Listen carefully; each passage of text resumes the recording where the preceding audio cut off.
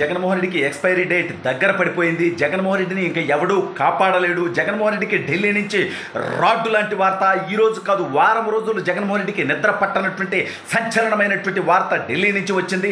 అసలు ఇంతకీ ఏంటి ఆ సంచలనమైనటువంటి వార్త? మరి ఇప్పుడు జగన్మోహన్ రెడ్డి ఏం పీకుతాడు, వైసీపీ ఎందుకు ఏమీ చేయలేకపోయింది అనేది ఈ వీడియోలో వివరించబోయే ముందుగా ఇప్పటి వరకు మన ఛానల్ సబ్స్క్రైబ్ చేయని వాళ్ళు ఖచ్చితంగా సబ్స్క్రైబ్ చేయండి, మరో 10 మందితో చేయించండి. ఇక విషయానికి వస్తే మన 420 ముఖ్యమంత్రి జగన్మోహన్ రెడ్డి గురించి మనందరికీ తెలుసు. అతను 420 జీవితం మనకు తెలుసు. అతనికి ప్రజల మీద నమ్మకం లేదు. అతనికి కేవలం వ్యవస్థల్ని బానిసత్వం చేయించుకోవడం ద్వారా, కులం ద్వారా, మతం ద్వారా, ప్రాంతాల మధ్య చిచ్చు పెట్టడం ద్వారా గెలవాలనేటువంటి నీచమైనటువంటి ఆలోచన ఉందని మనందరికీ తెలుసు. చంద్రబాబు నాయుడు గారిపై కొల్లి రఘురామ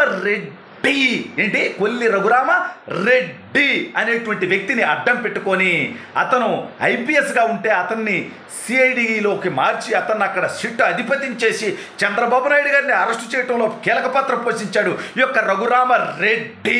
ఇతని ద్వారా అనేక దుర్మార్గమైనటువంటి పనులు జగన్మోహన్ రెడ్డి చేపించాడు అనేటువంటి ఆరోపణలు ఉన్నాయి. రాబోయే రోజుల్లో ఆధార సహితంగా ఇతను జైలు కూడా పోతాడు, అది వేరే విషయం. అయితే ఎన్నికలకు ముందు ఎన్నికల్లో ఇతన్ని దుర్వినియోగం చేద్దాం, అంటే ఇతన్ని అడ్డం పెట్టుకొని ప్రజల్ని భయభ్రాంతులకు గురి చేద్దాం, ఈ రాష్ట్రంలో అనేక అక్రమ కేసులు పెడతాం, నీచమైనటువంటి పనులు చేద్దాం. ఎందుకంటే జగన్ బతుకు తెలిసిందయ్యా కదా స్వామి, అతనేమన్నా చేశాడు ప్రజల కోసం. సరే, మొత్తానికి ఈ కొల్లి రఘురామ రెడ్డి గారిని అడ్డం పెట్టుకొని ఆట ఆడదామనుకుంటే కేంద్ర ఎన్నికల సంఘం కానీ లేదంటే కేంద్ర ప్రభుత్వం కానీ నేరుగా ఈ విషయంలో ఇన్వాల్వ్ అయింది. ఆల్రెడీ 6 మంది ఐపీఎస్లను ఇక్కడి నుంచి లేపేసింది మనకు తెలుసుగా, 3 ఐఏఎస్లను కూడా లేపేసింది, అది మనకు తెలుసుగా. అంటే జగన్కి ఉడిగం చేసేవాడి బతుకేమవుతుంది అనేది వాళ్ళని చూశాకన్నా తెలియాలిగా.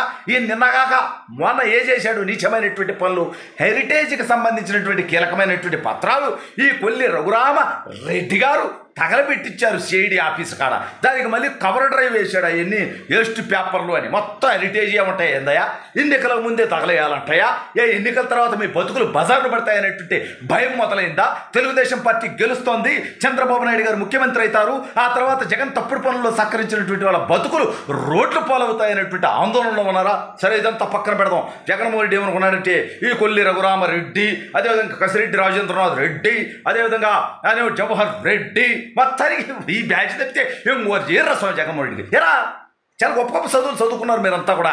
కులం కోసం, మతం కోసం, ఈ రకంగా డబ్బు కోసం, ప్రలోభాల కోసం, పదవుల కోసం ఇంత నీచంగా అధికార పార్టీ గుడిగా చేస్తారు. మా చేతకల్లయా మీరు బొత్సులది? ఎవడు మీరు?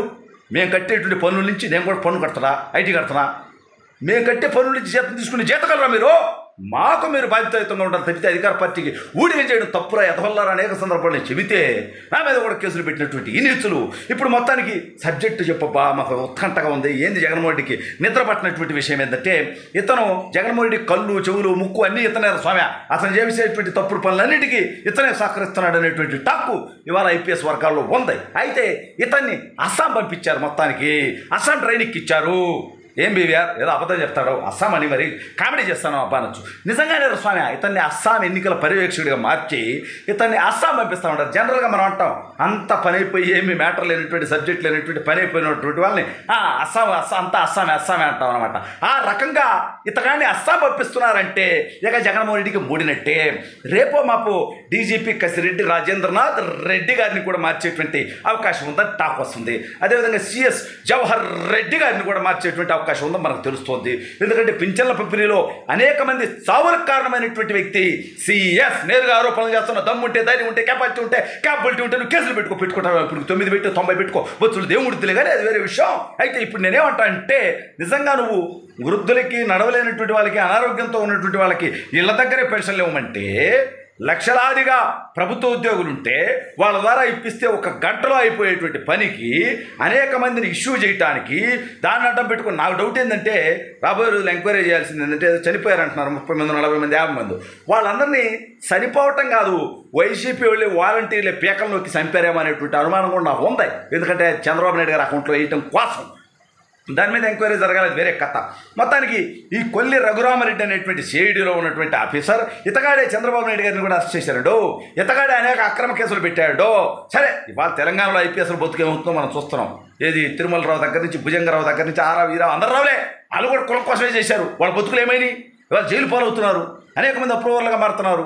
ఇవాళ వాళ్ళ కుటుంబాలు ఇబ్బంది పడతాయి. కేసీఆర్ కేటీఆర్కి ఏమైనా లక్షల కోట్లు దోచుకున్నారు హ్యాపీగా. రేపు జగన్మోహన్ రెడ్డి బతుకు కూడా అంతే కదా, దోచుకున్నాడు దాచుకున్నాడు విదేశాలకు పారిపోతాడు. అవసరమైతే మీ బతుకులు ఏమవుతాయి, ఇక్కడ ఉద్యోగాలు చేయాలి, మీ బతుకులు ఏమవుతాయి, జైలు పాలవుతాయి. సరే దాని తర్వాత ఉందలే కానీ మొత్తానికి జగన్మోహన్ రెడ్డి కళ్ళు చెవులు నాలుక ముక్కు అనుకున్నటువంటి వ్యక్తి ఎన్నికల కీలక సమయంలో ఈ రాష్ట్రంలో లేకుండా వెళ్ళేటువంటి పరిస్థితి నేపథ్యం రావడంతో జగన్మోహన్ రెడ్డికి పాలుపోయినటువంటి పరిస్థితి వచ్చేసింది. ఇక మనకు అనుకూలమైనటువంటి అధికారులు ఎవరు ఉండరు, మనం వ్యవస్థని మేనేజ్ చేయలేము అనేటువంటిది అర్థమైనటువంటి జగన్మోహన్ రెడ్డి ఓటమిని ముందే ఒప్పేసుకొని ఓటమి తర్వాత నా జీవితం జైలు పాలవుతురా స్వామి అనేటువంటి భయంతో ఆందోళనతో జగన్మోహన్ రెడ్డి తాడేపల్లి కోటలో బిక్కుమంటూ గడిపేటువంటి నేపథ్యంలో ఇప్పుడు గుర్తుపెట్టుకోవాల్సింది ప్రభుత్వ అధికారులు కానీ పోలీసులు కానీ జగన్మోహన్ రెడ్డికి అధికార పార్టీకి సహకరించేటువంటి వాళ్ళందరూ కూడా రాబోయే రోజుల్లో న్యాయపరమైనటువంటి విచారణ ఎదుర్కొంటారు. చేసినటువంటి తప్పులకు బాధ్యులు అవుతారు. మీరు ఇబ్బంది పడతారు. జగన్మోహన్ రెడ్డి అవసరమైతే విదేశాలకు పారిపోతాడు. అప్పుడు చేసిన తప్పులకు మీరు శిక్షించబడతారు.